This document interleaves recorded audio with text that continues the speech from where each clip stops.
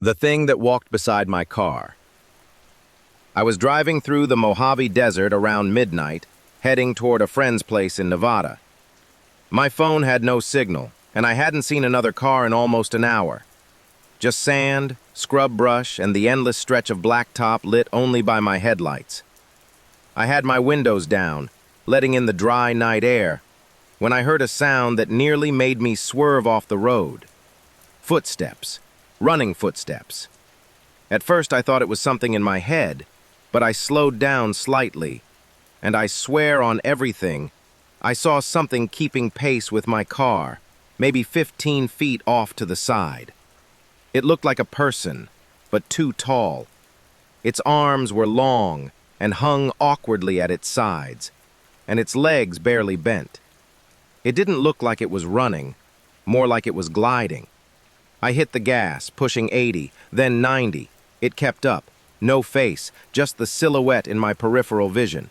I couldn't bring myself to look at it fully. The hairs on my neck were standing, and there was this crushing pressure in my chest, like I was being watched by something ancient.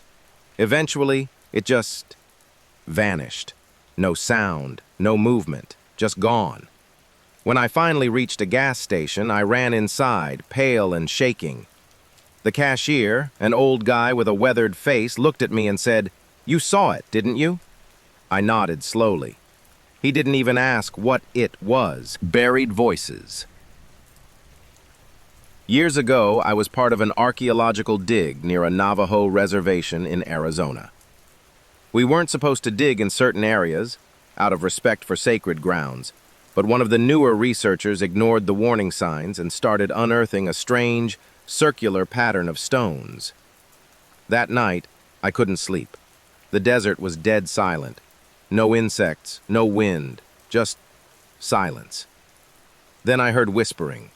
It was faint at first, like a breeze, but it grew louder. I got out of my tent thinking it was one of the team playing a prank, but the whispers weren't in English. It sounded like chanting in a guttural, broken rhythm. I walked toward the dig site and found it collapsed. The stones had caved in on themselves. In the crater was a hole, maybe 6 feet wide, blacker than the night sky. And from it, I heard the whispers clearly. They were calling my name. I ran. By morning, the hole had sealed itself. No one believed me until the guy who disturbed the stones disappeared. His tent was empty, his tracks leading only to the edge of the dig site, and then nothing. No return prints, just sand. Locals later told me that we'd awakened something that wasn't meant to be disturbed. Not a spirit, not a ghost. Something older. The camp in the dead zone.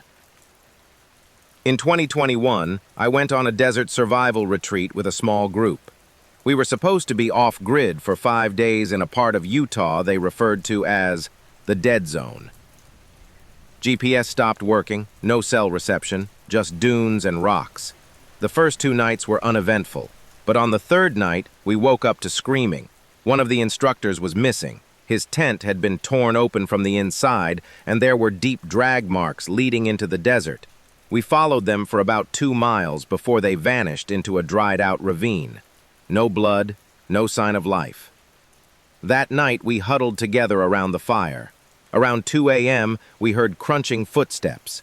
Something was circling our camp. We shined our flashlights, but the beams barely pierced the darkness. Then we saw it, something hunched and pale, crawling on all 4s just beyond the edge of the light. Its eyes reflected red like a predator's. One of the guys threw a flare, and it screamed. An awful, inhuman sound that made my stomach twist. We didn't sleep that night. The next morning, we packed up and hiked 20 miles without stopping. When we got back to civilization, we reported it. Authorities claimed the instructor just wandered off, but none of us believed that.